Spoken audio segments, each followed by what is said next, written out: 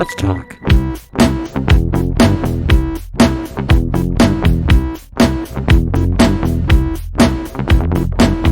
Nice. Welcome to Spencer and Zach Explore the Universe, Season 2, Episode 2.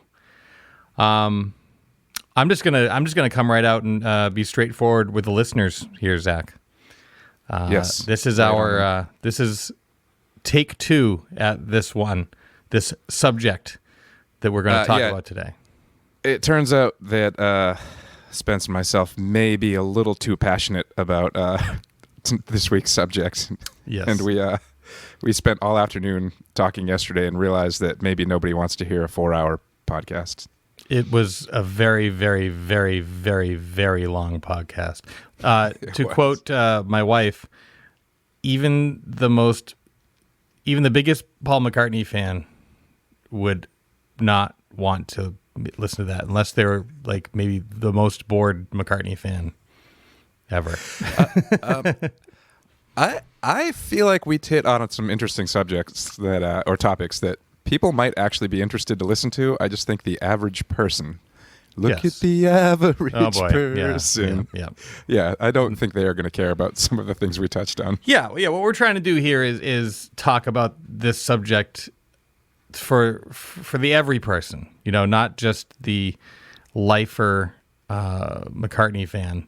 That's right. Oh, which, if the listener hasn't already put it together, the subject we're talking about is Paul McCartney. That's right. It's specifically about his solo career output, which I have been fascinated with since I was a kid. Same. Yeah.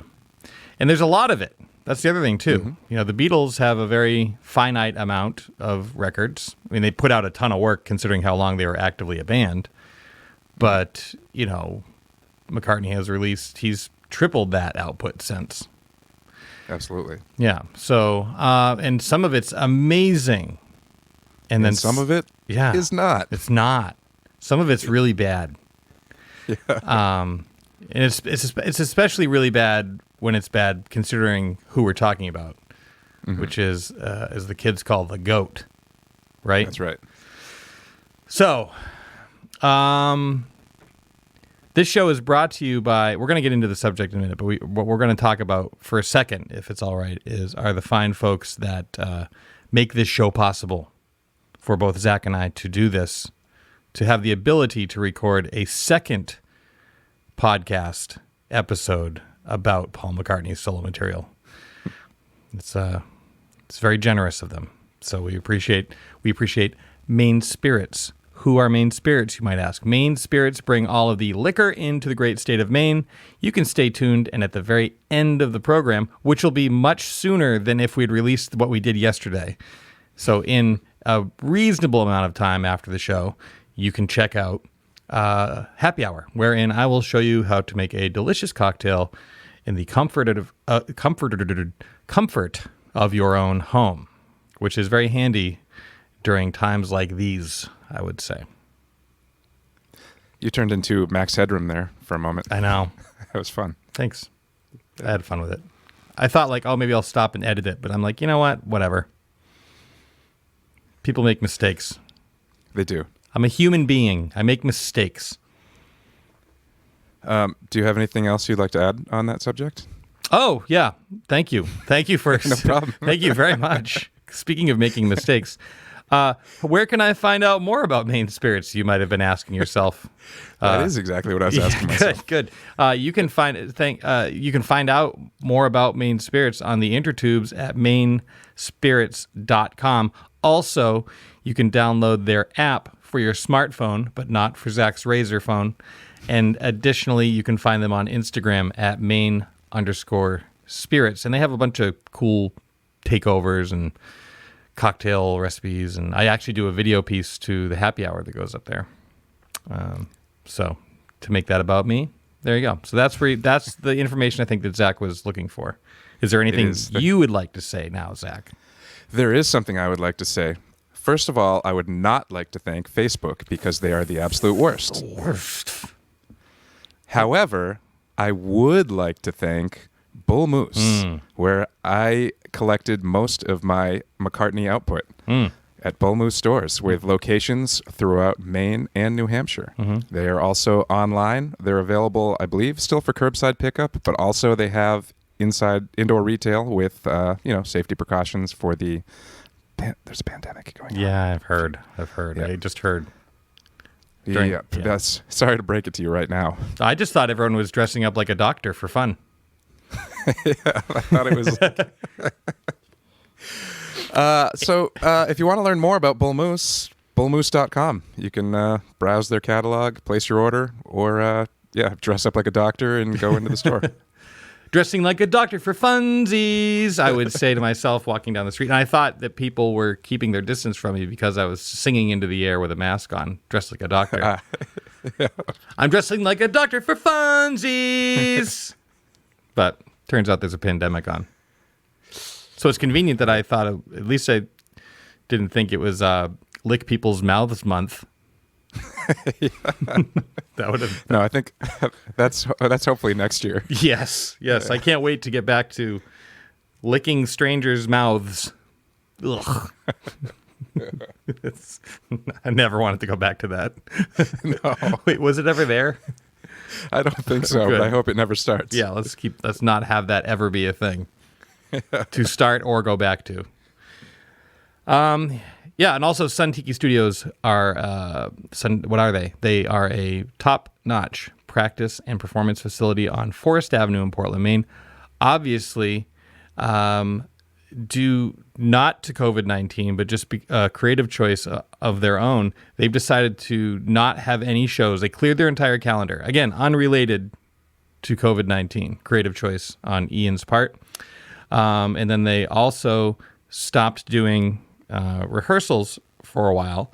And then again, just through unrelated, they thoroughly have cleaned the place and set it up for safe distance rehearsals. Again, just because it's something they felt like doing, not because of the pandemic or anything. So despite their best efforts, Sun Tiki Studios is actually a safe place to get the old band back together and kick out some jams. So you can reach them on the dumpster fire that is Facebook, or avoid that altogether and just go to suntikistudios.com.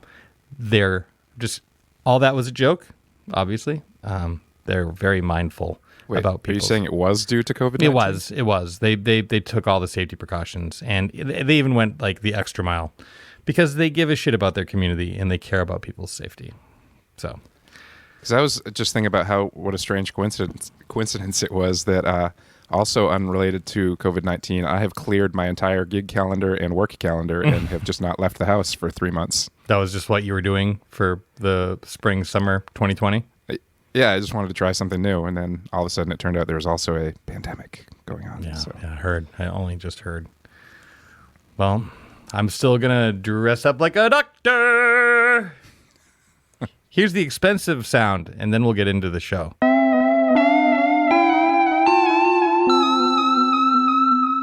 And now it's the show. All right. What an expensive sound that was. Yes. Actually was. Do you know what that sound is generated by, Zach? Tell me. Okay. It's a Sequential Circuits Prophet 6 synthesizer.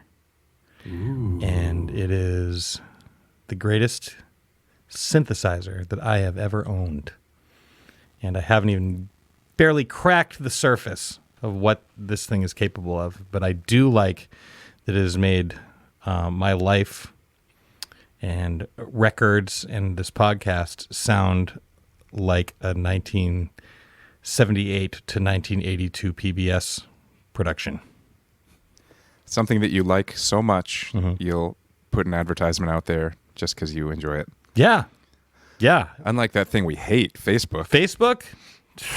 So if you're just tuning in, we are attempting to secure further funding for the podcast by berating large companies into giving us, like the small homegrown companies that do support us, we think very highly of. Very highly. But we figured if we berated Facebook enough, I mean, it's actually, we don't have to like pretend. It's like I can just unequivocally say that I think that Facebook is one of the most socially irresponsible pieces of shit on the planet. It's due to Facebook, to a large percentage, that we're in the pickle that we're in. And I don't like it at all. I think they're doing a terrible job. Your number one source for misinformation. That's right. I just don't like it. It's just full of shit, and it's full of people yelling at each other all the time. And I just don't. I go on it, and every time I go on Facebook, I'm like, why am I here? Where can I go to see angry people bullying each other? Ooh, Facebook. Yeah, because that's what gets me like through my day. I want to just like feed off vitriol. So yeah. So let's talk about things that make us happy. That's what I want to do. What I want to do. I don't want to talk about things on Facebook and like an angry person. I want to talk about things on the podcast that make us happy, and then advertise it on Facebook. There we go. Well, yesterday we made the mistake of attempting to break down individually every single solo Paul McCartney release, including history, personnel, and it turned out that turned into an almost 3-hour conversation. So what we have done this week is broken Paul McCartney's post-Beatles career up into eras. I don't know. Eras. There we go. And I've even even titled each section. Yes, we did. So a natural place to start would be part 1, which I've titled "Break from the Beatles," 1970 to 71. And "Break from the Beatles" is exactly what he said in the press release that announced that he was leaving the band. No. I just like that this kind of reads like a fan book written for teens. Totally. It's like the beginners or like McCartney for Dummies book. Yeah, it's like the Paul McCartney and Wings book that you would get from your elementary school library or maybe middle school library, or the Scholastic Book Club. Oh yeah, indeed. Oh, yeah. So we're just gonna like jump in and kind of talk about it. I think that it's fair to say that Zach and I both feel that. Oh, you got a cocktail going on over there? Oh, definitely. What are you working on? I'm working on another vodka soda, but it's more of like a vodka slush right now because I made it earlier, and then you told me that you needed to delay for a little bit, and so I put it in the freezer and then forgot about it, and so I pulled it back out, and it's still drinkable, but definitely lots of ice crystals floating around in it. It's actually pretty refreshing. The reason I pushed back is because I was trying to keep you from start drinking before noon. Oh, thank you. I appreciate that. Yes, well, that's also why I put this in the freezer rather than just drinking it and making another one. Well, that's mighty reason. I don't know if I'd have done that. So I thought about it for sure. Both Zach and I feel that though McCartney definitely has some really cheesy, bad stuff out there. He really does. I get it. I know it's true. Some of it's just corny. I know it's true. But we both feel that he is unfairly, or at least historically, unfairly scorned by the critics, dismissed. And I think a great example of 2 albums that were dismissed critically, but I think are both excellent, would be his first 2 solo outings, one being McCartney and 2 being Ram, which was credited to both he and Linda. I will give McCartney a grade A, and Ram, for me, A+. And I'm going to say this.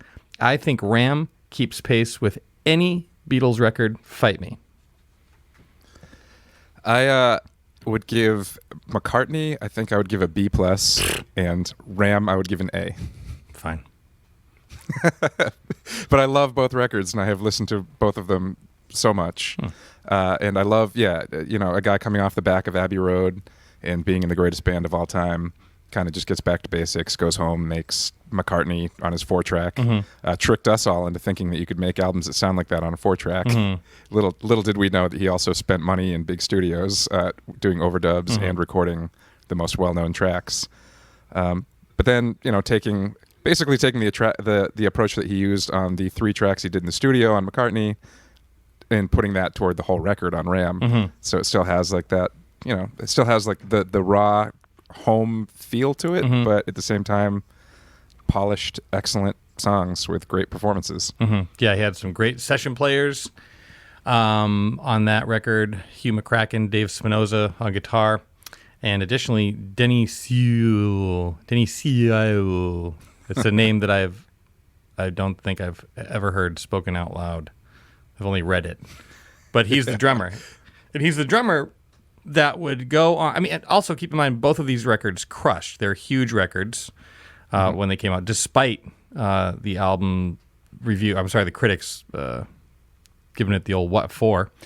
But Denny Sewell went on to stay with McCartney and join his next band, his band. He formed a band, which brings us, I think, to part 2, Wingspan, 1971 to 1979. Wingspan. From your Scholastic Book Club edition of the Wings history, or McCartney history. Yes. So we're now in the Wingspan. So like wow, we're already moving so much faster than yesterday. I think we spent like an hour before we even got to this point. Incredibly true, and I will keep that from happening come hell or high water today. So we're gonna cover, like, in talking about Wings from 71 to 79. That's a lot of time, and they actually accomplished a great deal. Another thing to note is that Wings was always Paul and Linda with Denny Lane from the Moody Blues. You are saying goodbye. So they were always in the band, but they kind of had a revolving door of drummers and guitar players. I think that there's like 9 other members ish, 8 or 9 that changed out throughout the years. Starting with Wildlife, which is effectively, I mean, it was rehearsed and stuff, but it's kind of like a demo. Like, they just kind of were in there just being a band, smoking some weed. They went into Abbey Road, cranked it out in a day or two, and a lot of the songs are first take. And it's raw and stuff. And of course, the critics were like, "Bah, we hate this." But it's like, what they weren't keeping in mind is that dude was in the Beatles, and he's just trying to start a new band, and this is their first album as a new band. So Paul was being a lot less precious with it and just kind of being like, here we are, new band, this is what we sound like. We're okay. We're occasionally great, sometimes good, like any band. And then that's fine. It's all encapsulated in that record, everything that you just said. That's right. It's all there. It's all there. Sometimes it's like, could have done better. Sometimes it's like, that's great. That's just great. You guys are going to be a good band. Keep it up. Keep practicing. And so they did. And they went on tour in a tour bus and rode around Europe and played colleges. And then they made Red Rose Speedway, which was a very ambitious project. Initially supposed to be a double album, has a gatefold with a beautiful, beautiful art, big book in it, kind of like Magical Mystery Tour. But it came out as a single disc, and even as a young person, I was like, "This seems like a package for one record." And the record's good. I really like. I go back to it, I listen to it all the time. But what I really listen to all the time is the recently reconstituted Red Rose Speedway double album, and it just really kind of like tells a story. I wish they put it out like this. It's a mixture of kind of like thrown together things, live tracks, incredibly beautifully polished, produced stuff. It goes all over the place, and it kind of shows them as like it like showcases Wings as a band, as a new band. Mm-hmm. But go ahead. Go on. No, I've been yakking away for minutes. Go for it. For minutes. So obviously, I think I have a slightly higher appreciation of Red Rose Speedway even before it was released as a double album than you do. And for me, it kicks off the 3-record run that to me is the heart of Wings, and are the 3 records I go back to the most, which are Red Rose Speedway, which is one of those records that even at its low points is it never turns me off. It's the whole time I'm psyched to be listening to it, even when it's like the lesser songs. Just the way it's performed and presented all feels really good to me. But of course, then they went on to make Band on the Run, which became the peak of Wings. Even though, again, with player turnover, it ended up being McCartney and Linda, or the McCartneys and Denny Lane doing all of the heavy lifting. Correct. But pause 1 second. I would give Wildlife a C+, and I would give Red Road Speedway a B-. I give Wildlife. Yeah, I agree with you on Wildlife. I would go B+ on Red Rose Speedway. Fair. Still, I love it and listen to it all the time. But I feel like I can see its flaws. Some things are undercooked. But yes, it all leads to where you just left off, and I derailed us because I was trying to format. That's okay. Keep this thing formatted. I like it. But we're now talking about Band on the Run, which I will give an A. Agreed. An A. Yep.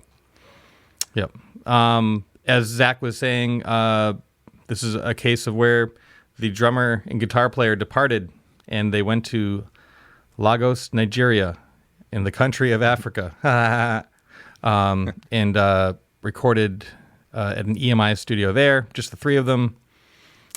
Tony Visconti did the orchestrations on the album. The songwriting is there's a couple, for instance, for me. I know exactly where you're going to go. Yeah. Do you? Bluebird, right?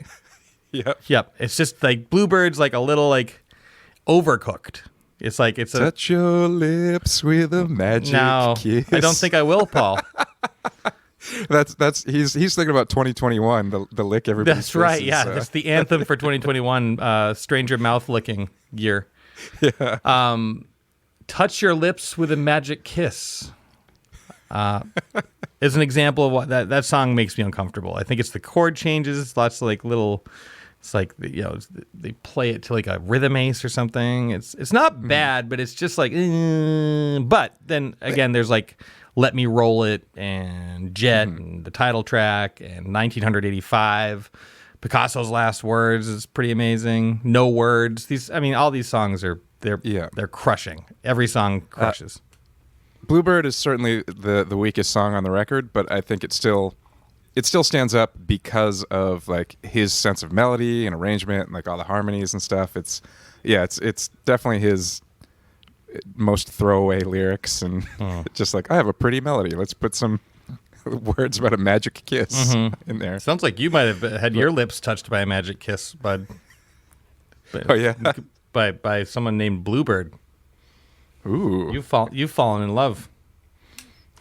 That's right. I love you despite your flaws. But that album's it's pretty rock solid, and I feel even it's the first. Oh. Yeah, go ahead. I was just going to point out it's the first time since Paul has left the Beatles that even the critics were like, "Hey, this is a good record." That's right. They were savage to every record leading up to this. Everyone, and then every single one, and everyone was compared to John Lennon. It's just whatever. I get it, but also it's just he's trying to do a new thing, and I'm glad that he said fuck the critics and just did his thing, Yeah.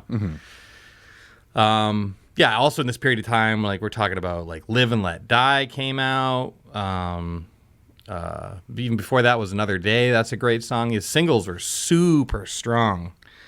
Both non-album and album singles, and.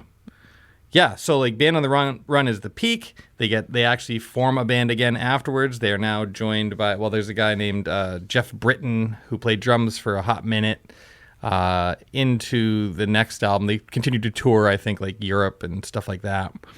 And then Venus and Mars is the arrival. Once Jeff Britton left the drum seat, Joe English sat down there, who was an awesome drummer, and Jimmy McCulloch, who came from Thunderclap Newman. Who had a hit produced by Pete Townsend. The hit was called Something in the Air. And And this is the Wings lineup that would go on to pretty much be the central Wings lineup. Yes, this is the Wings lineup. They started the Wings Over the World tour, went on to become one of the biggest touring bands of the 70s. I believe the first legit arena rock band. So yeah, despite critics hating on the albums, they were all, they all peaked in the top 5, and they went on tour and had this huge tour. And Paul started, playing Beatles songs in front of audiences again. So, yes, starting with McCartney, Ram, Red Rose Speedway, Band on the Run, more so than most by a long shot, Venus and Mars, Wings at the Speed of Sound, and we'll get to London Town in a minute. Like, they're all platinum albums, multi-platinum in many cases. Like, so it's just like people are like, critics are like, this is really bad, and people are like, yeah, well, I like it, and also stadium tour. But he's still just like, only recently will he get that cred. It's like the 70s were like so keen to just be like, fuck Paul McCartney, you know? Yeah, I think he maybe he had a case of like I don't know, the popular kid that starts a new. I don't even know how to describe it. Well, let me compare this to our situation. Okay. You remember we were once called Rocktopus. Nope. Blocked it out. Blocked it out. We did once have a horrible band name, but we built up a pretty solid hometown following, and then we changed our name to As Fast As. I remember that. And we signed a record deal, and we went on the road, and even as we were sort of building an audience across the country, sometimes we'd come back home and it'd be like, people were like, nope, over you guys, done. And not to compare us to Wings, even though it's, I think, a dream for us to be compared to Wings, even if I'm the one doing it. That may be similar. Paul came from the Beatles, and he was like half of that songwriting team. That's right. That wrote all of those big songs, and they were just like, no, what are you doing now? Like, I don't care that you're still selling huge records and selling out arenas. Like, I still think you're lame. Yeah, they just didn't want to give him the cred, even though he was repeatedly earning it. And because I also don't like being put in a position where it's like John versus Paul. I like them both. You know what I mean? As do I. Yeah, and I think George is great, and I think Ringo's great. I think everyone's great, and they all do a great job. And I don't, I relate more with Paul's output. He also has more output for me to relate to. That was nice. But Mind Games is one of my favorite records. Imagine's great. Plastic Ono Band, but like John did a bunch of shit. I'm like, whatever, but I'm not like, fuck John. It's just like, I'm not into like whatever. I'm not into it. It's not a big deal. But like, I was just thinking about. Oh, sorry. No, it's all right. I just feel like he like, for some reason, like because he's being like, outspoken and just raw and acidic and acerbic, right? Like it's like, oh, he's an artist and Paul's not an artist, and to that I say, fuck off.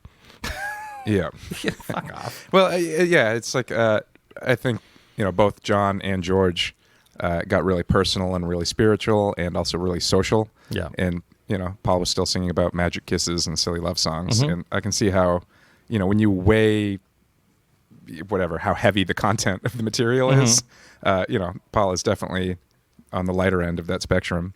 Yeah. But he was making great music and fun records and had a killer band. So. Yeah, agreed. It's whatever. He didn't want to sit there and like spill his guts on the table. It's fine. You don't have to do that to be a relevant artist. I don't think. I mean, it's great when people do. If it's great, sometimes when people do that, it's just like enough. Yeah. Whatever. I'm sorry you're having a hard time. I just think about like how for any Beatles fan that was old enough to potentially appreciate the early 70s, like I'm jealous of those people. Like you have the whole Beatles catalog, you have Let It Be and Let It Be movie that just came out, and now all of a sudden you've got multiple McCartney records, you've got multiple Ringo records, multiple Lennon records, you've got All Things Must Pass, and like all of this stuff all coming out in the same chunk of time. Like that just must have been glorious to be like, yeah, right. I'm essentially getting 5 new Beatles records this year. That's right. And instead people are just obsessed that it got broken up. And I mean, I guess that's kind of the pleasure of us having been born after it happened and coming into consciousness much, much longer after that it all happened. Like I didn't have a dog in that fight. Like the Beatles had been broken up for a long time before I was even born. And I love the Beatles records, and I love a lot of their solo output, and not all of it. Speaking of which, after Band on the Run, Venus and Mars, as we said, was next, and that was like our core Wings band. And then while on tour, they record Wings at the Speed of Sound. And they're both, I would say, I'm going to give Venus and Mars a B+, and I'm going to give Wings at the Speed of Sound a B. Agreed on both. But very I mean, it's the sound of a band. Like, that's the other thing, too, is he wanted to start a new band. He kind of let it all hang out and just did it and got it together. And Wings was a fully formed band with its own vibe, its own sound. Of course, there's some similarities because Paul's the principal songwriter, but Wings sounds different than the Beatles. They had a huge hit in 1977 with a song called Mull of Kintyre, which was co-written by Denny Lane. And that was Paul's like love song to where he lived in Scotland. And it was a ginormous hit in the UK because it's UK stuff. It actually outsold the Beatles there. They were the first. That was the first single to outsell. I think it was She Loves You. Held this top slot. Yeah, for a long time, Mull of Kintyre was the top-selling single in the UK. I believe it's since been broken, but I still haven't looked up. But only recently has it been broken. Yeah, and so then things are starting to wind down. They stop the tour, and then once again, band members split. So it's just Denny and Paul and Linda again working on London Town. And I'll tell you right now, London Town ain't no band on the run. No, it's not. No, it is not. It has some high highs and some low lows. The opening track is an example of how amazing McCartney can be. And it's just this beautifully, great lyrics, tells a great story, beautiful orchestral arrangement. The song form is interesting and unique. And then next tune is like, oh, what is happening? And it makes you so mad because the first one was so good, and the second one's just like, what is this horseshit? And there's a few bright spots on the album, but by bright I mean mostly they're just like fine. You like the single With a Little Luck? It makes me very uncomfortable. I just think it's really corny, but I'm gonna go back and try to love it again just because you do. It is corny, but I appreciate everything about it that makes it that corny. Yeah, fair. I just gotta I have to just embrace this is like a cheese fondue. Just like, let's just go for it and dip in that bread. This point he breaks from, and this record, by the way, even though London Town, I'll go ahead and give it a D+. Ooh. I'm going to give it a C- just because the songs on it I really, really like. Yeah, but the songs that are bad are really, really bad. That's true. Cafe on the Left Bank, if you put that on right now, it gives me this, it's like cringe comedy. It's like, nope. See, I can take Cafe on the Left Bank. It's when we get to Backwards Traveler and some of the deeper cuts on side 2 that, it's like... More Smooth and the Grey Goose.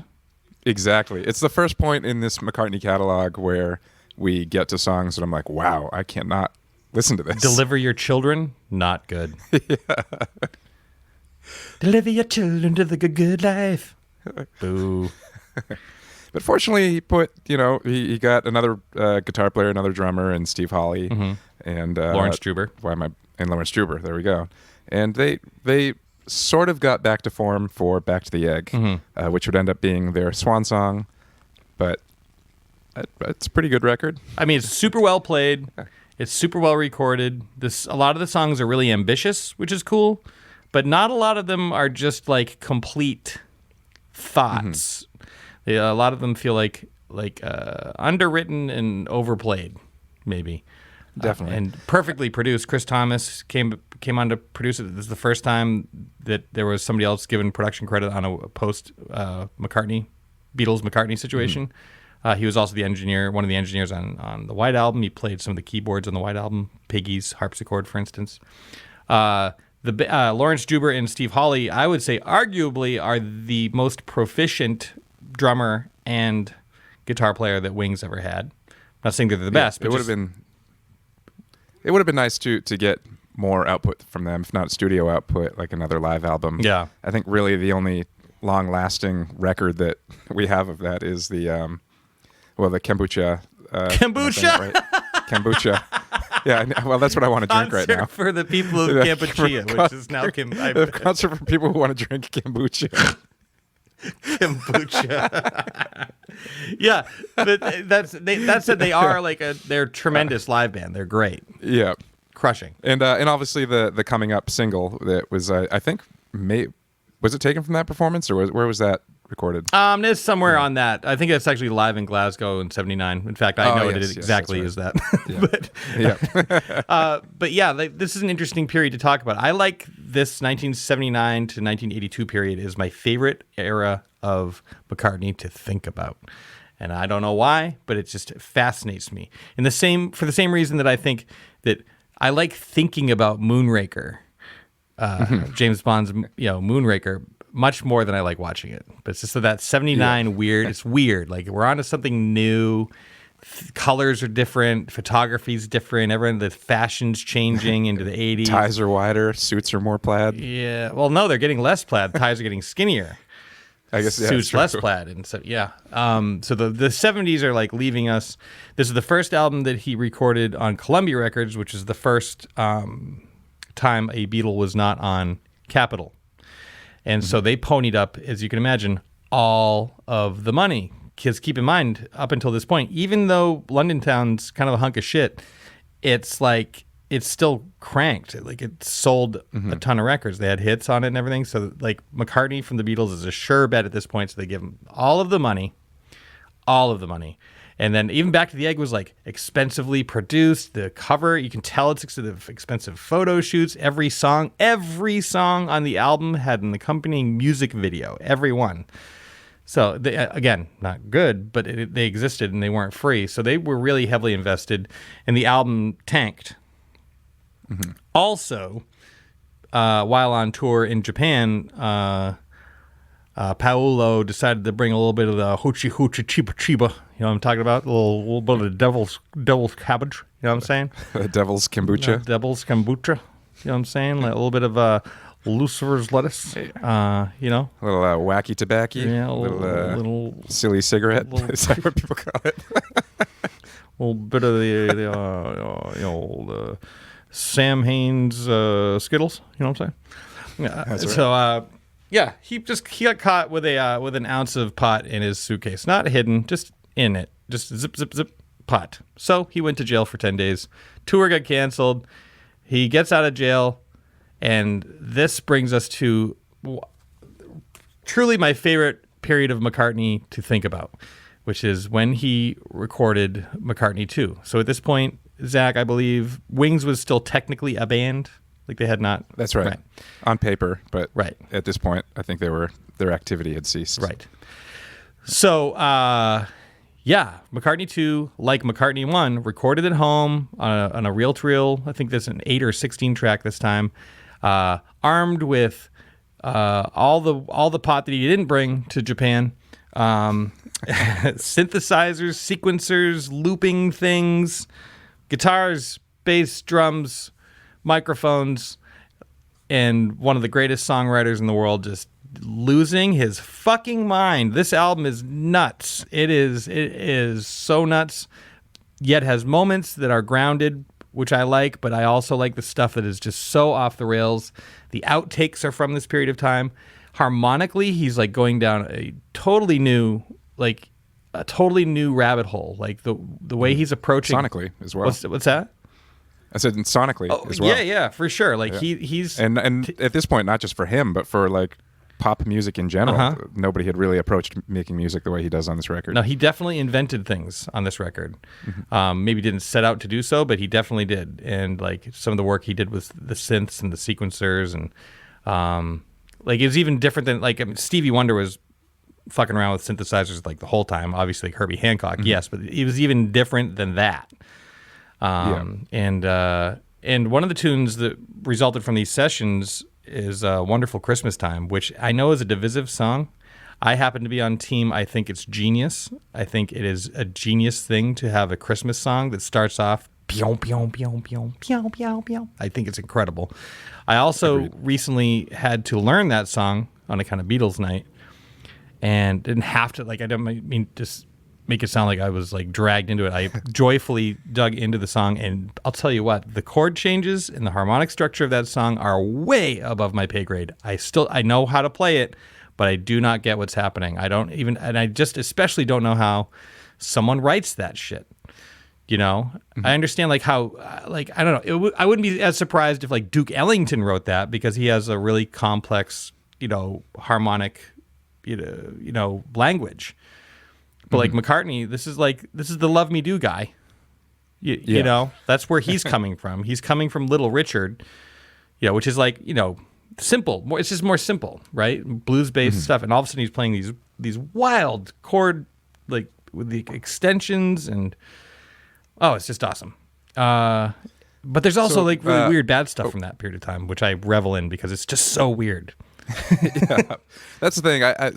This record came out in 1980. It peaked at number 1 in the UK, number 3 in the US. Critics savaged it.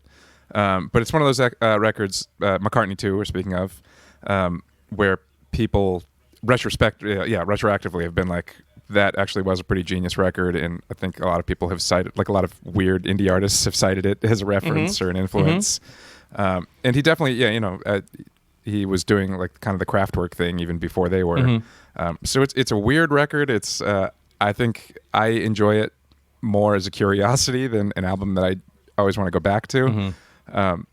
But yeah, it's worth checking out. For me, this one is like Ram. It's my favorite McCartney album alongside Ram. A+ for this guy. Wow. I'm gonna go B-. I mean, I definitely give him an A+ for effort, but most of the tracks I find myself returning to are the ones that just sound like more traditional McCartney tracks, like Waterfalls or One of These Days. Sure. But then there's Summer's Days song, which is incredible, like a beautiful McCartney composition sung hauntingly over haunting synthesizers. There's so, even like just like the simple rock tunes are just, everything's off just a click, and I love it for that. Which also I think brings us to a good moment to kind of take a break and go to the Bull Moose Minute. And then when we come back, we'll talk about the 80s and beyond. And beyond. This is your Bull Moose Minute for the week starting on June 29th. Currents, The Way It Ends, on CD. Several different colored vinyl options as well. What kind of music is this? Well, it's metal. Also available, Selena, Ones, Picture Disc. No, not Selena Gomez. Damn it, I'm out. Selena was a Texas artist who was Madonna-level famous in the Tejano and Latin pop worlds in the late 1980s and early 1990s. She was sadly murdered by her manager in 1995. But in addition to her number 1 hits, this collection has a bunch of remixes, including one by Selena's mother. Hold on. She was murdered by her manager. I remember Selena. Murdered by her manager. Good Lord. For more information, purchase the movie. You seem a little too cold about this whole thing, dude. She's murdered by her manager. I didn't want to dwell on that. I wanted to get to the hits. It wasn't like I wanted to talk about her number 1 hits. Jeez, murdered. I know most managers just make bad deals and steal money from their clients. Yeah, that murder. But she had a lot of number 1 hits, and they're all in this collection. And also, they had that movie with J-Lo. And I'm sure they have copies of it at Bull Moose. I'm sure they do. There you go. Lastly, available this week, Paul Doiron. Paul Doiron. One Last Lie. This is a hardcover book. The next installment in his crime detective series about Maine game warden Mike Bowditch. Bowditch's mentor disappears in this one. Bum bum bum. Bum Could it be bum bum bum. murder? Was it Selena Gomez's manager? Perhaps. All of these titles and more, any kind of pop culture you're looking for, be it records, CDs, DVDs, Blu-rays, video games, the McCartney solo discography, or little rubber zombies you can put on the end of your finger, and socks and books, and bags for your vinyl to keep them nice, and it's all coffee mugs that say funny things. It's all kinds of stuff. Posters. Did I say posters? There's posters there. Bull Moose has it all. Available at all of their locations spread throughout Maine and New England. Kind of like a sandwich with mayonnaise from coast to coast. And then also online at bullmoose.kazam.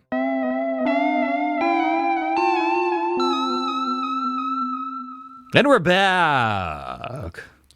We're back talking about Paul McCartney. Gross. We just had like 5 unsubscribers because of that. Yeah. I mean, I'm fine with that.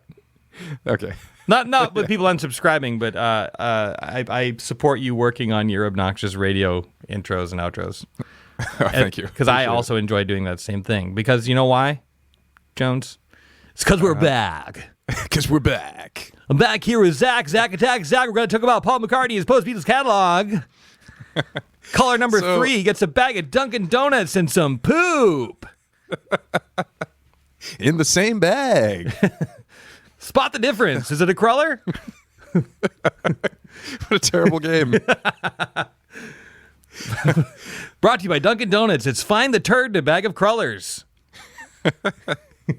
All right. So speaking of Find the Turd, this brings us to part 4 of our McCartney breakdown. A return to form? Question mark. Yeah, 1982 to 83. That's like a year. Yeah, but as we said, he's very prolific. A lot happened in there. That's right. Wings officially dissolved in 1981. He made McCartney. Critics hated it. We like it. You like it more than I do. I love it. But at this point, he's like, what do I do? He gets George Martin on the horn, gets his old pal Ringo on the horn, writes a bunch of solid tunes, gets Stevie Wonder involved, Stanley Clarke, Carl Perkins, and puts out Tug of War. And I think the consensus everywhere was like, yes, McCartney's back, the guy we've been waiting for, the Beatle, he's here. And of course, that's where we get Ebony and Ivory, which I know I almost want to play a clip of what you said about it yesterday, but I guess you could probably sum it up. Well, I mean, I give Ebony and Ivory a hall pass because I think that even though its message of peace and harmony is obviously oversimplified, and the conversation obviously takes more than that, but I do appreciate Ebony and Ivory did not fix racism, it turns out. It did not, but having number one white dude and number one black dude being like, we're friends, so everyone friends. I think it started a lot of conversations. Yeah.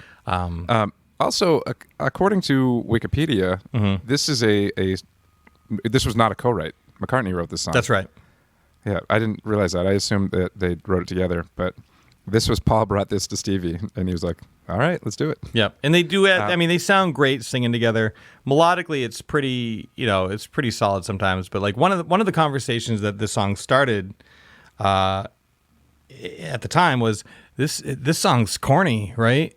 Because it is pretty corny. But whatever. It's whatever. It's Paul and Stevie calling for equality. So how bad could it really be? I'm all for it. Yeah, whatever. And also, John Lennon had died in here, and so this album has Here Today on it, which I think, I guess Paul had poured his heart out a little bit on like songs like Dear Friend and Wildlife, but Here Today is like a really heavy song about like, I wish I could have said this to my friend while I still had the chance. Yeah. Yeah. It still works, that song. Yeah. And this is also even though it's like happening in 1982 and it is of its time, it doesn't get trapped or bogged down by the conventions of its time. Unlike most of what we're going to talk about moving forward. Yeah, coming up here. Yeah. So, this obviously the success of this album spun into Pipes of Peace. It was a lot of the same team. However, this is where you find the turd in the bag of Dunkin' Donuts. Good one. Found it. It's a lot of the goodwill from Tug of War spills over onto it. This is another record that I like more than you do, but I'm not gonna go to war for it. Right. I mean, it does have highlight. I will always give it credit for this, that it's ambitious. That said, it doesn't really. It's not. What was the word I'm looking for? It's not good. Yeah. There's 2 Michael Jackson collabs. Say. I like Say. I love it. Yeah, well, it's Michael Jackson, Paul McCartney. But I will contest that if it were neither of those giants of music, and rather was like, I don't know anybody else. Like if you're Gilbert O'Sullivan, I thought you said Gilbert Gottfried and Al Jarreau, then it probably would be like I don't care. You're not going to say it's the worst song ever. But it's like whatever, like whatever. It's good for an Al Jarreau, Gilbert O'Sullivan song. But also The Man. That's one of those tunes like Cafe on the Left Bank. It's just makes me uncomfortable, and I want to hide when it comes on. I don't like it. I hear you. Again, I like it, but I'm not gonna go to battle for it. Right. And so thus starts the roller coaster. Before we get on that downhill decline. Oh yeah. Which I guess we're already a tiny bit over the peak. Or at least the descent. But Tug of War. What do you grade that? My grade. Sorry. D. Did you give Tug of War a D? Oh, Tug of War. Sorry. No, Tug of War. That's an A. It's a solid. I'm sorry. Yeah, I was just I was just too ready to hate. We might have to go backwards. Talk about this some more. I was just too ready to hate on Pipes of Peace. Right. So, I agree with you. Tug of War is an A. Pipes of Peace. I'm going to give it a D+. D.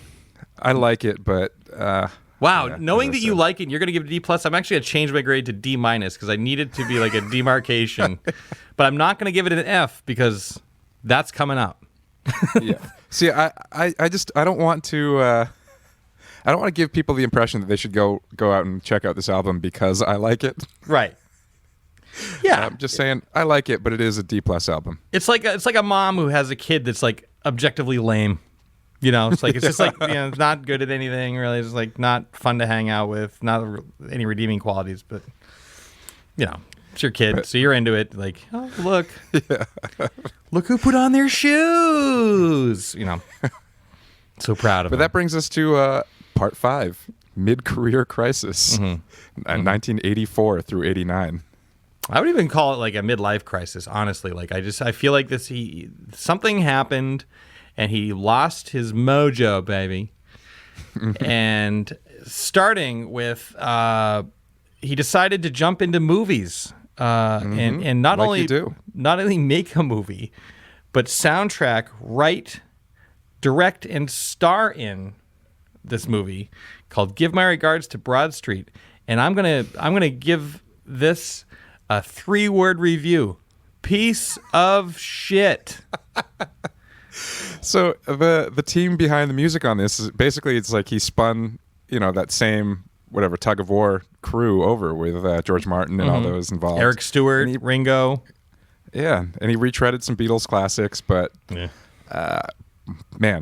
is a bad movie, bad album. Yeah, the movie, the plot involving the master tapes for his new album getting stolen and having to get it back by a certain time, or the record contract is like turns evil or something, I don't know. Yeah. And it's just bad. I mean, there's moments that are occasionally charming and it's fun to like watch. But there are moments, and I'll cite specifically the 1980s-tastic reboot of silly love songs complete with slap bass and crazy makeup. And I think there's even a point where someone does some backflips through the set. That sounds about right. This bass solo. Oh, it's just awful. Occasionally I go on YouTube and revisit the scene where they're in the studio doing, I think that he starts with Yesterday and Here, There, and Everywhere, and then they go into So Bad. And, it's the scene where Ringo can't find his brushes, and then finally, So every now and then I'm like, I want to watch that. It's fun. It's charming. But I have not watched the movie since I think last time you and I watched it together, which is probably a long time ago, 17 or 18 years ago. Yeah, it's just not good. I mean, it's not good. It's only worthwhile like if as like a Beatles fan to like just to see it and see that it happened. And there's a couple moments, a couple scenes are funny, a couple are cool, but mainly it's just so misguided, and the soundtrack is horrendous, except for maybe No More Lonely Nights, featuring Dave Gilmour on guitar. That's a good jam. And then there's Not Such a Bad Boy, which was he and Eric Stewart kind of just, kicking out the jams with Ringo. Speaking of those two kicking out the jams, Eric Stewart was actually invited to co-write with Paul on this next record. He'd been playing guitar with him since Tug of War.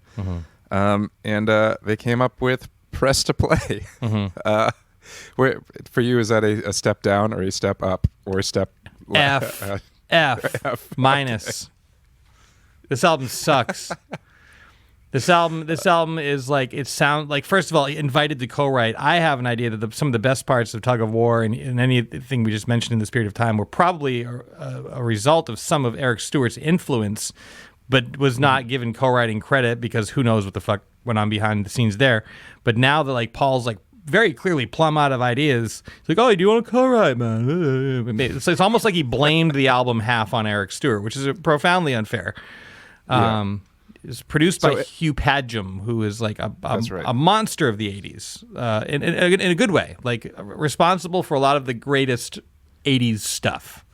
And responsible for the snare drum that sounds like psh. Yeah. Psh. He's the do-do-do-do-do-do-boo-boo. Right? Hugh Padgham. Yeah, that was apparently Phil Collins and was on a Peter Gabriel session.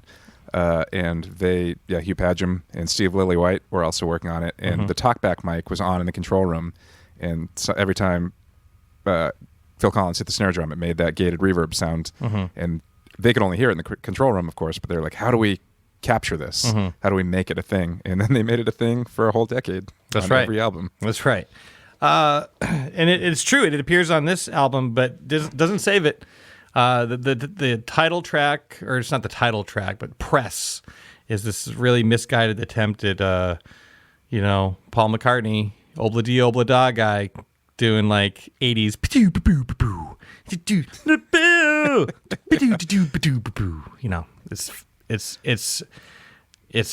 It's cringe town USA. Bad. So then, I mean, he's kind of like he does the Spies Like Us theme song, which is not offensively bad, but it's definitely not good. It's not Live and Let Die, that's for damn sure.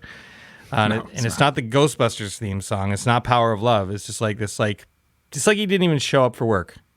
And then All the Best came out, which was a kind of a career-spanning thing. And I bring this up only because the British version had it was different. The UK version was different. It included this song called, there's two songs actually, Once Upon a Long Ago, and I believe We All Stand Together was on that. And these songs were associated with the Rupert the Bear cartoon. Like he made like a kid's, cell animation, good old school animation movie. And this it's really good. You should check it out. The songs are great. Like he really leaned into that. So it kind of seems like his attention was here instead of like being a pop star.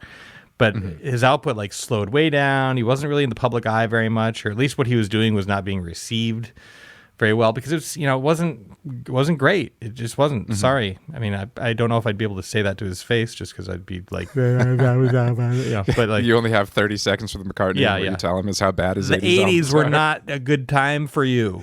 Sir. Anyway, nice to meet you. You're my idol. Bye. Yeah. Love Ram though. I bet you feel better now that you heard that from me. But then he records an album of kind of rock and roll, old school rock and roll tunes that he grew up playing, and it's fun. It's irreverent. It's recorded quickly, right? Like a couple of weeks for the whole schmear.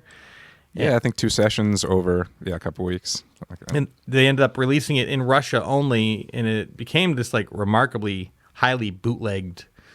It even had like a bootleg feel. With the album packaging, and it wasn't released here in the States until the 90s. But it's fun. It's I'm not going to say like essential McCartney. No, good, totally. Yeah, I mean, I think it was just Paul going to rock and roll therapy, being like, I gotta get in touch with my roots. What songs made me want to play music when I was a kid? Yeah, here they are, well recorded and presented by me, the Beatle. I'll give it a B. And it seems, agreed. I give it a B as well. And I think it worked. It got him back on his feet because part 6, the Mac is back. Boo. 89 through 93. We get the albums Flowers in the Dirt and Off the Ground. Yes. Both of them, he has done some co-writes with Elvis Costello, which have resulted in some fantastic songs. He's got a band back together that he built to take into the studio so he could also take them on the road. At this point, he hadn't been on the road since Wings Over the World. So it was a good era for McCartney. I think Flowers in the Dirt still has a little bit of that shiny 80s production, which is the mixes are so good. But for the most part, it's a good record. And same for Off the Ground, I think. I know he touches on attempts to touch on some social subjects in Off the Ground unsuccessfully. No animal and Flowers in the cruelty Dirt, too. Like his Rainforest song, the reggae song. I mean, listen, both of these albums contained two things. I think two things are true. Some top shelf, awesome McCartney jams. Also, some terrible McCartney songs. Both albums. But I would still I would give Flowers in the Dirt like a B+. It's totally it's a cool part of the McCartney history, especially knowing how like hard he hit the road and how like big it got. Like McCartney was like a thing again, and as like a little nerdy Beatles fan, it was fun to have other people know about the thing that you're into, and then Off the Ground, the follow up, I think it's even better than that. And the band is just like, they have a new drummer, first of all, Blair Cunningham from the Pretenders. And the band also is worthy of mention. Hamish, they're like an all-star band. Yeah, Hamish Stewart from Average White Band on bass. Robbie McIntosh, a tremendous guitar player, also from the Pretenders. And then he has Paul Wickens, who's a great keyboard player and just tech wizard, who's actually still with him presently. Like, it's his longest running bandmate by far. But that I think it's Julian Mendelsohn produced that album, and it sounds terrific still. Like, it still holds up. The title track is one of my favorites. The Costello collaborations are great. And and there's like just a couple songs that stink on it. Like, but whatever. Like, I'd give Flowers in the Dirt, like I said, a B+. I would get Off the Ground an A-. Agreed on both. All right. Really getting this done. Yeah. We learned our lesson, I think. That's right. So this is kind of an end of an era, because then he's off the road for a while. Linda gets sick, which sucks, and it sucked to watch. Because they were like frickin' frack. They were like the rock and roll couple. They were everywhere together, always together. Yeah, supposedly the only nights they spent apart were the nights that McCartney was in jail in Japan. Right. Which is wild. But yeah, so it was like really, really super sad. And while this is happening, this kind of enters into this era that I kind of feel, and I think you feel the same way, ZJ. Like, we're still in this era, kind of. Yes, agreed. I'm sure he would disagree, but in fact, I've called it the autumn years, 1997 through 2018. Autumn years, which that's a lot of autumn years, 97 to 2018, and probably continuing. Yeah, like who knows what he's going to crank out. But Flaming Pie is the first of this era. It came out in 97. It was on the heels of the Beatles anthology. That's right. That's where which I'm sure took up a lot of that empty space between 93 and 97. Yeah, but again, more rejuvenated like energy surrounding McCartney, and the Beatles in general. And then he came out strong with Flaming Pie, produced by Jeff Lynne, who also did the new Beatles stuff on the Beatles anthology, but also, Tom Petty, Full Moon Fever. He did George Harrison's Cloud Nine, the Traveling Wilburys stuff. He was in the Wilburys and was in Electric Light Orchestra and still is. But yeah, super talented dude. And Paul McCartney and Jeff Lynne. Two great tastes that taste great together. Yeah. Yeah. And of course, we've got more George Martin orchestrations and even Ringo on a couple tracks. It's fun. Gang's all here. It's a fun record. I think I would give this record. I think I'd give this record an A. I'll give it an A. It has some weak spots, but even those, I'm down with. Yeah, the bad songs on this album aren't as bad as the bad songs on other albums. Yeah, there's no real moments where it's just like, ooh. But for me, there's like a good grip of like pretty unremarkable and kind of like, he also got into this like, started writing these really like weird like minor songs that like are kind of like directionless to my ears. And that to me started on this album. Like you'd think that like, oh, Steve Miller's playing guitar on a bunch of stuff. This is going to be great. And it's not, sadly. It's not. Yeah. It's just kind of like, oh, did that happen? But the great songs are great. Like, holy crap. They are really something. I mean, you have like Calico Skies and Some Days, which are, again, I think they rank right up there with the best of what he's done. Mm-hmm. The title track, Flaming Pie, the songs we were singing is a great one. Yeah, I'll give it a B+. Right on. B+. But I would, but again, like all of his work, the high points are A+s on the album. You know, it's just kind of weighed down by, to me, this album's weighed down by kind of like not terrible shit, but just too much middling mediocrity to give it an A for this guy. And of course, when Linda passed away, he went back into the studio for a little more rock and roll therapy. Did Run Devil Run, which I think is even a better throwback rock and roll record than the Rush album was. Yeah, I love listening to that album. Yeah, I mean, I would give that, for what it is, an A-. Sure. Yeah, I'm in. Like it's better. Well, one of the things that kind of keeps back in the USSR back down for me a little bit is the 80s like snare drum sound. Like it's just kind of there. Run Devil Run is just kind of just vibey and cool. The song choices are a little bit cooler. I don't know, a little more esoteric. I just like it. It's good. And you can kind of hear like he's just kind of working out. He's bummed out and he's just singing his heart out, and it feels nice to. So not I think that he's sad, but like he does a really good job with it. Yeah, I agree. And he was cemented as a legacy artist at this point. I think he actually has now become a critical darling, even though throughout his whole career leading up to this point, they only liked about 2 albums. And I feel like the official kick to me always feels like the next record, Driving Rain, which came out in 2001. I guess first record of the new millennium. And I feel like that's still the ride that he's on. Is this getting into some more personal stuff, like really letting his wearing his heart on his sleeve about his heartbreak and his loss, and getting autobiographical. And obviously this is now approaching a 20-year stretch, but there's been some really great work in here, but there's also been a lot of points that have missed the mark. Yeah, most of these records are start to get really spotty moving forward, with the exception of Chaos and Creation in the Backyard, which is produced by Nigel Godrich, who produced a little band called Radiohead, you might have heard of. Yeah, he also did a lot of work with Beck. He's one of the geniuses, one of the world's geniuses. And he pushed McCartney. He pushed him. Yeah. And that's what he needs. He needs somebody. I mean, how do you say no? Like, even if you think something's like wacky, and he just looks at you, like the look on his face would be like, "I wrote Hey Jude." You'd be like, "Yeah, word, yeah, let's see it through. Let's see the idea through." Yeah. And he also like kind of famously doesn't like being told what to do. Like he even though like on like Red Rose Speedway, for instance, to kind of go back there, you were mentioning that he like Glyn Johns was on as producer and quit because McCartney told him to. He's like, "I'm just the bass player in this band. Treat me like the bass player." And then didn't like it when he actually treated him like the bass player, Yeah.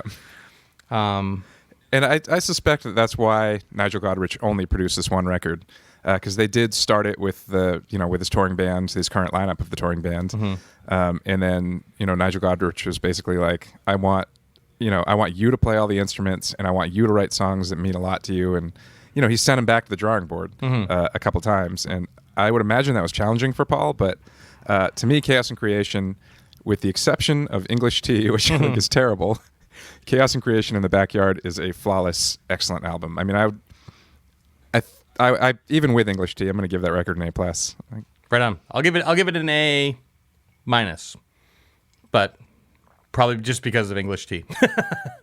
Which I mean, even though it's a crap tune, it is a perfectly executed Paul McCartney parody song. Oh yeah, beautiful string arrangement. Yeah. But would you it like sounds more to like Spinal sit Tap with doing. me for a cup of English tea? No, I wouldn't. Thank you very much. Well, Skip.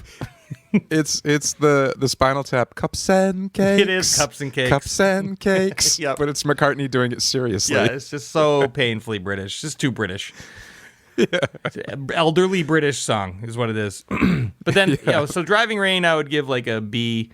Chaos, as I said, I'd give it an A. And then kind of like the next album's not even really worth talking about. It has a good single on it. It's called "Memory Almost Full" is the name of the album, and it's again this feels like a companion piece to "Driving Rain." It's like same crew, all that stuff, kind of like tug of war. He went backwards. Yes. Yeah, and kind of like finished it up. Ever Present Past is the single. That song is great. You know, if all the songs were as good as that song, then we'd be talking about another A+ album. But that's really the only jam on the album, and it's just really not good. I'm gonna D-. Like, I like more of it than you do. I think I like Dance Tonight, even though it's kind of that song's all right. It's Okay, fun. D. And there's a few other. Fair enough. I mean, it's still Memory Almost Full is probably a D+ for me. Driving Rain, I agree, is a B. Yeah. He attempted next to do a standards record. You know, like Rod Stewart and all of the other older artists were doing that in the 90s. For some reason, Paul McCartney waited till 2012 when he couldn't really sing as well anymore. That's right. And it's funny because his like old man voice is charming on some of his, you know, more personal songs on these later records. Yeah. But trying to be like a crooner of standards when your voice is way past your prime is just it was too late. Sorry, Paul, it's not a good record. F. Shouldn't have happened. Shouldn't have happened. And it's not even like he did it. Maybe he did it to cash in, but like it's one of his most poorly selling records. Yeah. You know why, Zach? Because it's not good. Yeah, that's my takeaway. It's because it sucks. The next album he made with a bunch of producers. Too many cooks spoil the soup, they say, and they're right. That's exactly what happened. Exactly what happened. I think the only tune for me worth mentioning on New is the title track, which was produced by Mark Ronson, who is, a genius. And he did a great job producing a great song. And when that single came out, I'm like, oh yeah, we're back. I can't tell you how many times I've done that with McCartney. Like, oh, this is gonna be the one. Same. Band on the run again. Nope. And also like whatever. Like he doesn't owe us anything. He owes us nothing. Yeah, exactly. We're at that point in his career where it's like if we get a new album with one or two good songs on it, I'm psyched. Yeah, it's fine. Yeah, one new McCartney song every once in a while is to add to my master playlist of McCartney genius. Fine. But also the bad songs I'll listen to 100 times just to make sure I think they're bad. I don't even do that anymore.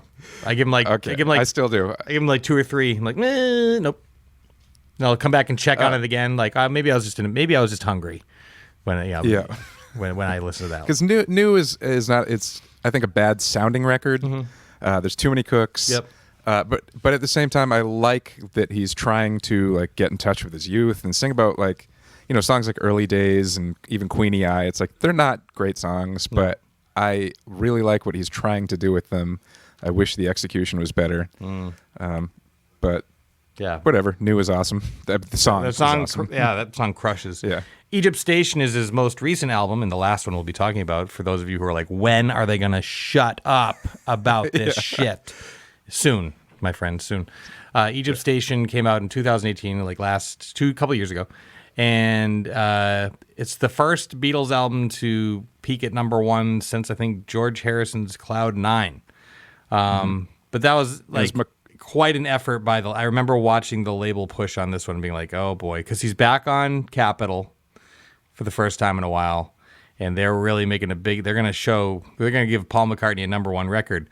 Problem is that Paul McCartney should have given Capitol Records a number 1 record to work with.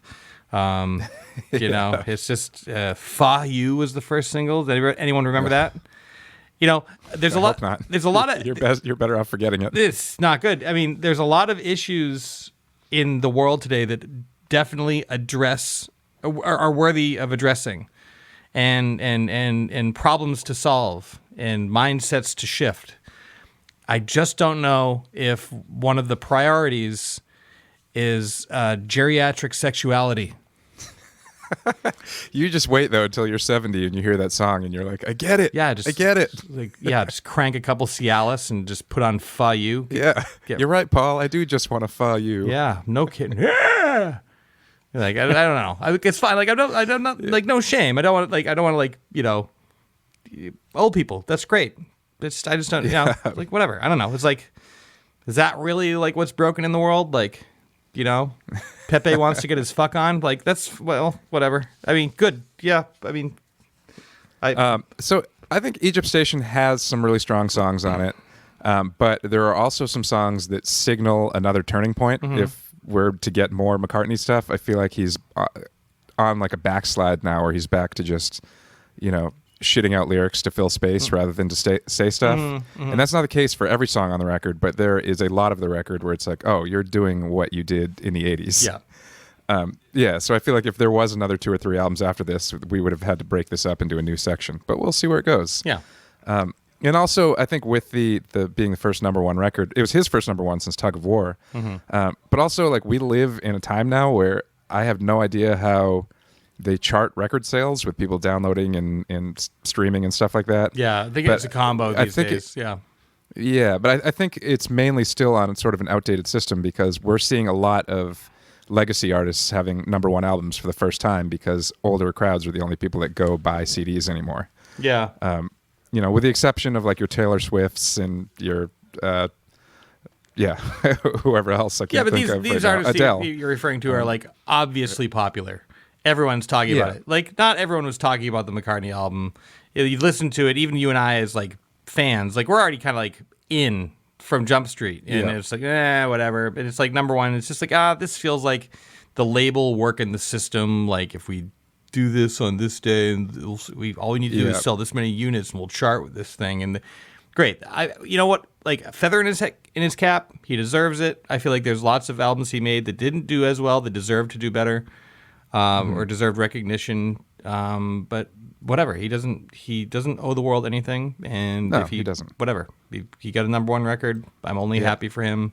Yeah, me too. But the record, it's like, because there's artists like James Taylor within the past couple of years had his first #1 record, and I think it's just as a result of old people buy James Taylor records, and so they all went out and bought it, and it charted #1. That's right. The last Who record spent like a week or two at #1. I don't know if they ever had a #1 record. Yeah. But I'm happy for Paul. He put out some decent music and had a #1 record, and I hope he continues to release music, even though I do think that, as I said, I think Egypt Station signals a turning point of just like, if he does release something else, it might be on that. I'm just dialing it in. Well, but maybe he's sitting in his house studio right now. Maybe he gets some gummies and he's just like getting weird with the Mellotron. Like, who knows? Maybe we'll get a new record due to COVID-19. Oh, what if we got McCartney 3? I would be into that. Oh, me too. But only if he tried to make it more like McCartney 2 than McCartney 1. Like, I want to hear him just get his freak on. You know what I mean? Like, go ahead, get weird. Like, might be if he's pushing 80. Like, go for it. Like don't even try to please anybody. Don't even try to make a cute rhyme. You know. Well, that actually reminds me. We didn't talk about it at all yesterday, and I kind of forgot about it till now, but he has the Fireman Project. Which to me is kind of like that. Him just being like, this is so weird and out there, I'm not even gonna tell people it's me. No, to me the Fireman Project is because it's also a collaboration with that guy Flood, right? Like, that's true. So like, I mean, I know that I'm always like I wonder what middle-aged British DJs are up to right now. So it's like, like, I wonder what kind of music a middle-aged DJ and an old rocker can make together. Yeah. And then a geriatric rocker. Like, this is going to be some envelope pushing shit. I don't think that's not the way that he would push the envelope. I think that he was just in his studio, he had himself an engineer, and he just got weird with it. Just like, you know what I mean? Just like play the synths, like really take it for a drive. I'm a firm believer that people tend to lose their drive. It doesn't have anything necessarily to do with age, although I don't think that helps. But it's all when you stop being hungry for it. Tom Waits was continuing in his 40s, 50s, like to put out like really envelope pushing stuff. Tom Petty was doing great work in his late 40s into his 50s. But like the second you stop trying to push the envelope and I don't know, impress yourself, or if you're just not hungry for it, and he might not be hungry for it. He might just be like, I wrote Hey Jude, like, whatever. What else do you need from me? Get off my ass. I already gave you Penny Lane. Yeah. Leave me alone. Enough. Yeah, I'm singing "Fa You." Because it's just because this kid who's producing the song said it's cool. Yeah, that's cool, and I want to sing about my grandpa boner. Ew. So on that note, that is our summary of Paul McCartney's solo career. You can check out more, or I guess it'll be less. We have a YouTube channel you should check out that we're going to start populating with things like top 10 takeaways, nerds on film. It'll be pursuant to whatever subject Zach and I pull apart on any given week. And hopefully, I don't know, hopefully y'all enjoyed this. I feel like we kept it on the rails this time, bud. I think we did it. We pulled it off. This is like an acceptable length of time. I have a question for you, Spencer. What do you got, bud? Do you think our 2.5 hour conversation, or however long it will ever see the light of day? I feel like there are probably 10 of people that would be appreciative of that. There are a dozen of people who would like to hear that. I mean, it's free to post things on the internet, so I'm not embarrassed about anything we said. I just think that unless you are the level student of McCartney that both Zach and I are, that it would have been too long. Yeah. I mean, hell, this was probably even too long for some people, but whatever. We love. But here we are. We've done it. We love us some Paul McCartney, and we love talking about him. We love him enough to, even the records that we're trashing, to have spent hours listening to. Oh yeah. I'm not just dismissing. Yeah, this comes from a loving standpoint. This again, it's like the mother with the weird kid. Exactly. I still love it, but it's just like, it's just stupid. All right, that's about it. Stay tuned for the for Happy Hour, brought to you by Main Spirits. Oh, and you're doing a sign off, Zach. You signed this one off. I'm sorry. You've already wrapped it all up. No, you do it. Hey, we had a blast talking about McCartney. I hope you enjoyed listening to it. Stay tuned for Happy Hour with Spence, talking about Main Spirits and drinking, because who doesn't like drinking? Sorry, this is bad. I should have left it to you. No, I think it's good. Thank you for joining us for the join us next week for the Dunkin' Donuts Dick in a Bag, where you're gonna have to tell the difference between one of our donuts and a dick in a bag. Good luck. Also brought to you by Amazon. Fuck us. That's their new slogan. Did you know that? It is. Yeah. Amazon putting their employees at risk since since the before times. Yeah. But as long as you can get all your toilet paper delivered by the pallet. Yeah. All right. Well, later.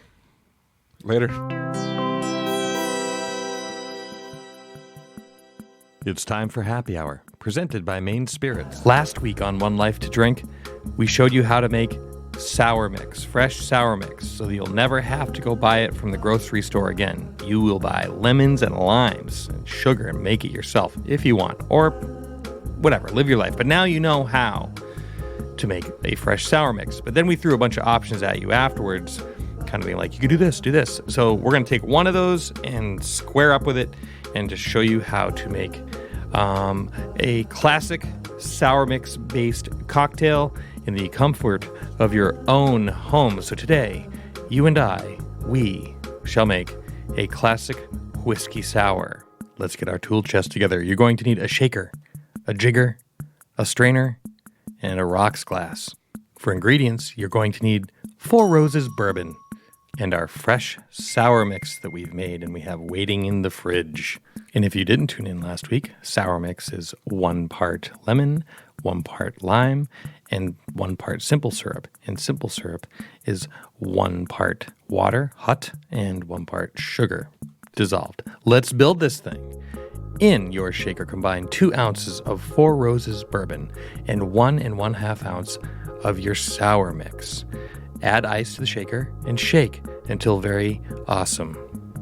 By awesome, I mean cold. Strain into a rocks glass over ice and garnish it with an orange wheel and a maraschino cherry. Now, sit back and look at it. Just look at it. Don't even try to drink it. Let's just stare at it for a second. I see you. I can imagine how tasty you're going to be. I wonder how tasty it is going to be, because it looks like it's going to be very good. the cherry's just kind of looking at you, being like, "What's up? You ready to do this?" And finally, like, "Yes, give me a sip." And it is so good. Whiskey and citrus and sugar. Now, as we said in the previous episode, you could also do this with tequila. You could do it with vodka. Any of your kind of neutral main spirits. This is going to work. If you get into flavored spirits, well, that's a bit of a crapshoot, but I'm not saying it won't work because it will work with some of them. But like, maybe don't try it with Godiva chocolate liqueur. This has been Happy Hour, brought to you by Maine Spirits. You can find out more about all of these drinks and other drinks made by other people who know more than I do at mainspirits.com. You can download their app for your smartphone or follow them on Instagram at Maine_spirits. And as usual, we encourage you to drink deliciously and responsibly. Spencer and Zach Explore the Universe is brought to you by Maine Spirits. You can visit them online at mainspirits.com or download their app or visit them on Instagram at Maine_spirits. The show is also brought to you by Bull Moose, serving Maine and New Hampshire's music, movie, video game, and book and trinket needs since 1782. Also brought to you by Sun Tiki Studios at 375 Forest Avenue or at suntikistudios.com. Spencer and Zach Explore the Universe is a Mistakes Were Made production.